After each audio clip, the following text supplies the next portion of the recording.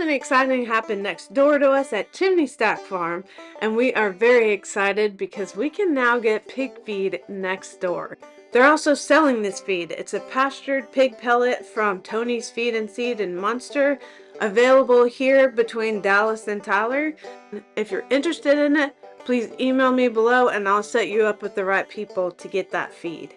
As far as the local feed stores around us, this pig feed is going to be cheaper than what they offer, especially cheaper than Tractor Supply and Atwoods.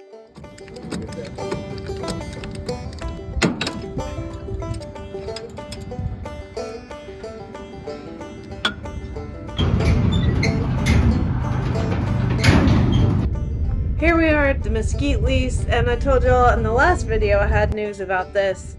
It has been sold for $1.8 million, so a little bit out of our price range. So this is one of the last times you'll see this property.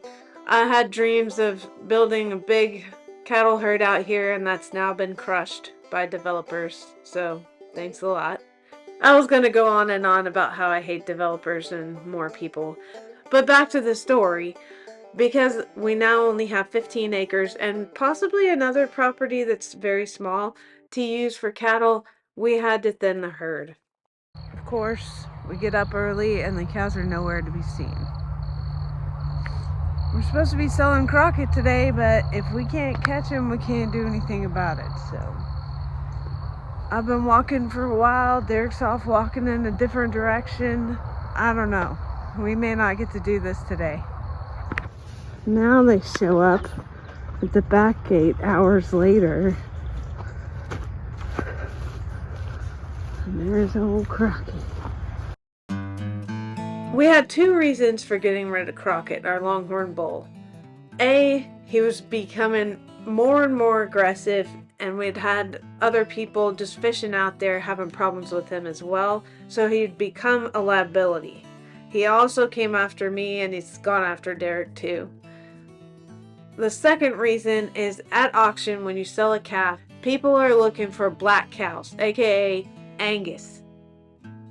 On this particular day, Crockett was the only one leaving, but we will have to make a few more cuts, and I'll talk about that in other videos. The alleyway in this corral setup is real narrow, and he's not the widest longhorn in the world, but he's pretty wide. So we had to cut into one of the pins and just create a wider alleyway into that trailer. This is Crockett's probably fourth or fifth time to be trailered ever, so we knew he was scared of the trailer at the beginning.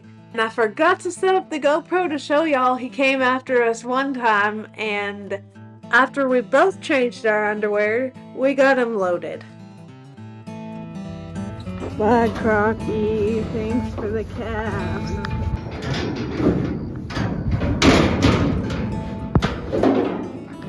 I did actually make a little bit more than I thought I would on him. He was 1,245 pounds and went for about $1.30 a pound. We aren't going to go without a bull though. Before the lease even sold, I bought an Angus Hereford cross and named him Franklin. He's over at our neighbor's right now, and we should be getting him soon.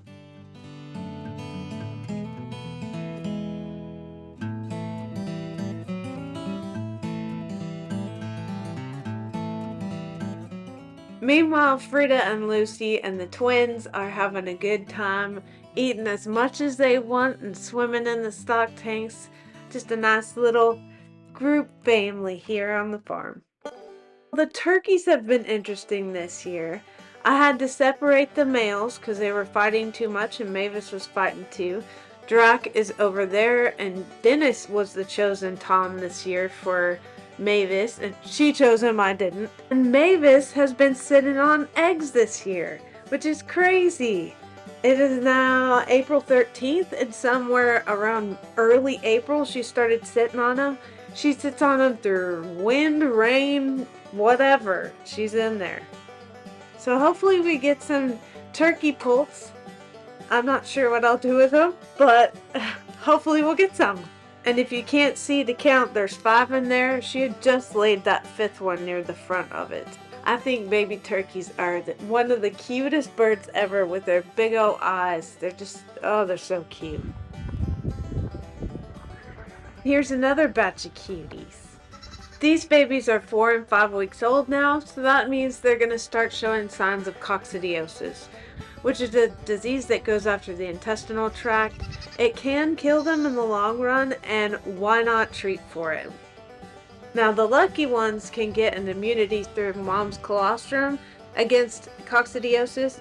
Others, the preventative in the water can prevent or treat what they have, and still others will get explosive diarrhea, and that's when we know to give a concentrated dose directly in their mouth. I've lost the footage where I actually fill these bowls back up. I'm just cleaning the algae out of them. We have to do that every once in a while. But anyway, we use cord to prevent coccidiosis, and that goes straight in their drinking water. Now cue the Scottish music, because here comes my Shetland ram. It's been in the high 80s a few days, and the sheep are sucking. So it's time to get them sheared, at least Hamish. I have not yet sheared Katniss, but you'll get to see Hamish here. Obviously, I'm not a professional shearer. If you want to see that, watch the sheep game. I shear my sheep on the stand so I don't kill my back. I use clipper blades from Premier One. They're battery powered. And most of the time, on my other breeds, like my Southdown that I will share next video, I've had to wet down and degrease the sheep. They had so much lanolin, it would gunk up my blades and they wouldn't run right or even break the blades. I've had to send it in before and get them repaired. But Hamish was completely different. I'm going to let you watch before I say anything else.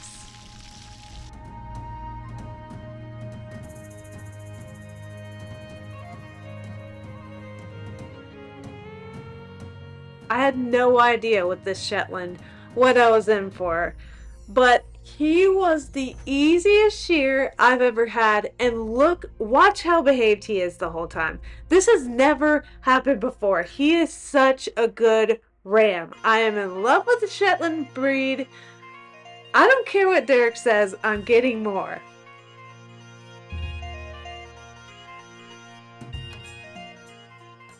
Him just standing here, we can tell that he loved feeling the cool breeze on his skin. He could actually feel this is his first shear.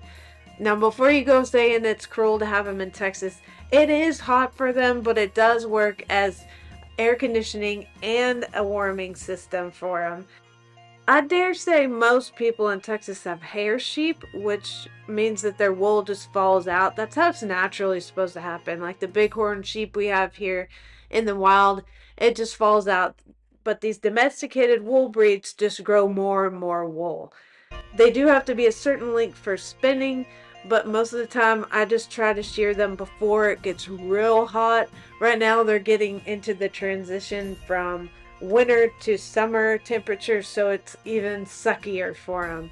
A lot of people are going to ask about sunburn, and they do have that lanolin oil to cover their skin so they're safe from sunburn.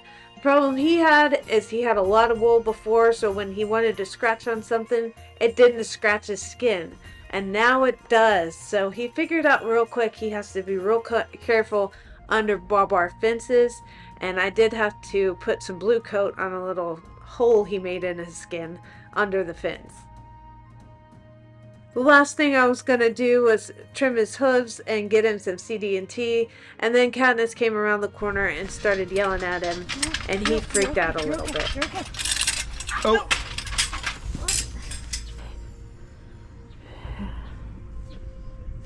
If you notice, 99% of the time, he was a perfect gentleman.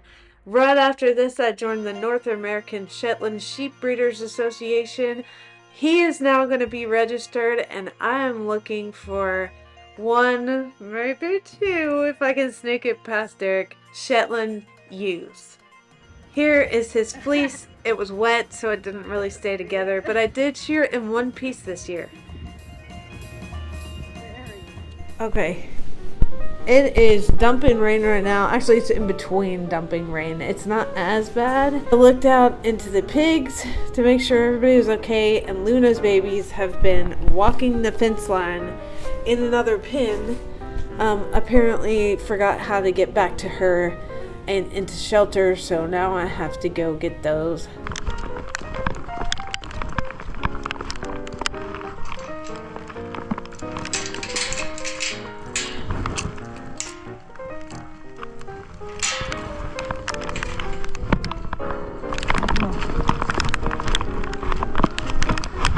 how do I explain this in? Oh, there's a hole in my boot on both sides. Come here, piggies. Oh, they're shivered. Come on, babies. Okay, they are 2 pins over from where they should be. And sometimes if we lift up the fence, they'll go underneath. But Sirius was biting my hand. So I decided to put this little piece of, actually a wind block that we made, under the fence to hope that it would create enough of a hole that they'd just go through there themselves. All the pig pens are behind the last stock tank, so a lot of the water runs through here. It's just created a river now because there's no grass to hold it back. I'm just going to do this nice and slow.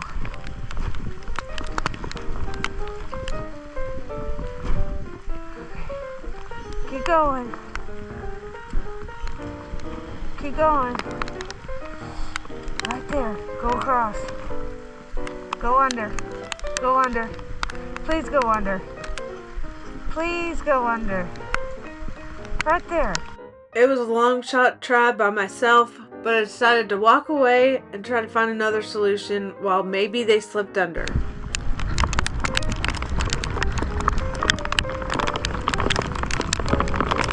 They're not real hard. Absolutely great. Yeah, they can get through this. I'm not exactly sure how many times I tried to walk them through that little hole in the freaking fence, but it didn't work all 17, 18 times. I knew there was a panel over here. I was hoping it was a hog panel, but it's a cattle panel.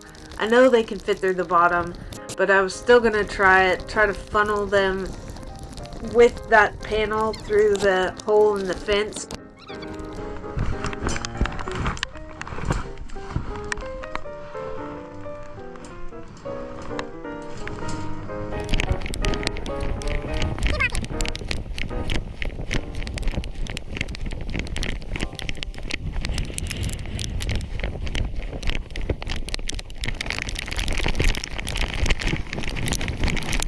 I'll spare you what I said right there.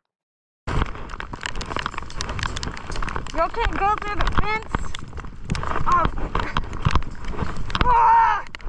It was then that I gave up. Derek finally got to the farm and we lifted that pallet up a little bit more under the fence and were able to funnel all the babies under and then under the next fence back to their mom. These chicks are already getting huge. They've been through a couple bedding changes and they could honestly go every other day with a bedding change. They're just getting huge. They're going through a whole feeder in one day, so they're like ferociously eating right now. I'm gonna take this away. The mornings are getting warmer and warmer. Add another feeder to in here because they need food more than they need room to move. Because basically all they do is eat, sleep, and poop. I threw some more shavings on top of here. Let's just do that. This is more birds than we've grown out at once. So there's 50 in here, and they only have another week, I think, in here, and then they go outside, depending on the weather. That's a big one. One last thing before we go. I am so proud of myself for accidentally growing carrots that had some kind of girth to them. Now I can't give up on carrots because I did it. I don't know how, but I did. And they were too old, they tasted terrible. But somehow or the other, I made like 4 good looking carrots. If you like this video, feel free to subscribe. I upload most Sundays and you can keep watching us grow our farm. Have a good one.